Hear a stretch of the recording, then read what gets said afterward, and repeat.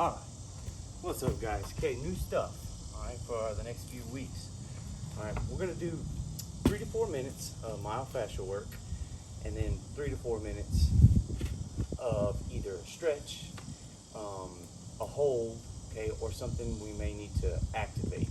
Right, one of those three in that second 3 or 4 minutes. Now, whether it be reps or for time, it may change it up. It may change. Now, the movements we're focused on Tuesday and Thursday are snatch, okay, and push press. And I think the snatch may flip-flop with cleans. I'm not sure.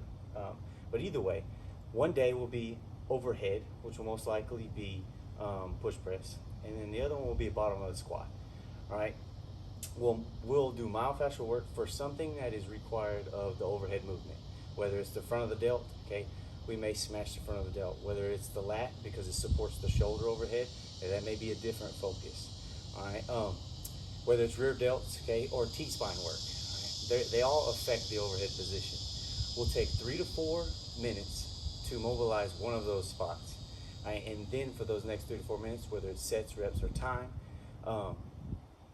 we will either stretch it, we will activate it, okay, or go through some type of movement pattern to get that thing to function better. All right, same thing with the lower body. All right, there's a lot of stuff that affects the bottom of the squat. It's hard to tackle it all in one mobility WOD. Okay, so we will focus on a piece of the hip, whether okay, it's like the glute. All right, and then we take the glute through some range of motion stuff, or we lengthen or stretch it. Ankle range of motion. We don't address it often, but it affects the squat big time. All right, so we may focus on the front of the shins or the calves or things like that. End all be all. All right, 3 to 4 minutes of myofascial work, which is rolling it out, okay, smashing it, getting to trigger points, trying to get the tissue to change, so we should feel the difference. If not, we need to get a little more aggressive with the tissue work, or it just may not be a location that they need to focus on.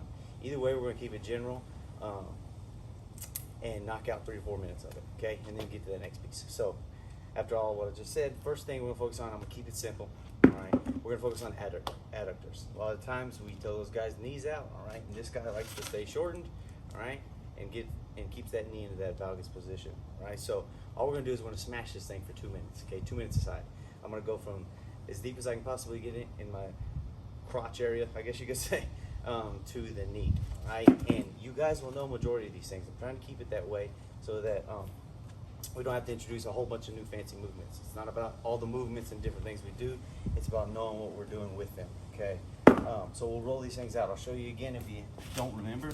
Leg up in a 90. Okay, they can use a ball. We're not limited by our equipment, all right? They can use anything they need to do, all right, from here. So I'm gonna roll 2 minutes, okay? I can kick my leg out, I can kick it out, or I can bring it back down. All right. I can move this way, left and right, all right? No matter what, all right, the intensity is most likely, okay, like they'll find out, is the pain, all right? It shouldn't be unbearable, it should be uncomfortable, okay? If they're just rolling all this thing, they hold a conversation, chances are they're not rolling it correctly, okay? So if you need to, go and apply a little pressure, okay? Make it fun for the class. 2 minutes each side, right, to get that thing moving. Right, the next thing, right, for those 3 or 4 minutes, okay, I'm gonna give you 30 to 45 seconds to have them knock out these reps, all right? We're gonna have the kneeling adductor, a little rock back or sit back, I think I've called them. And we take these things where we sit the hips back, right? Keep the foot as flat as we possibly can. If it rotates up, we change a lot of things. Keep the foot flat. Okay? Reach through if you'd like to make that stretch a little bit more. All right, we'll come back up. Hopefully we're getting about 8 repetitions here. 10 or so, 8 to 10. Okay. No matter what, okay, cut them off at 45 seconds. 45 seconds on that side to get 8 or 10 reps. 45 seconds on this side. So hold them accountable to the clock, right? But make sure they're getting 8 to 10 reps. Okay?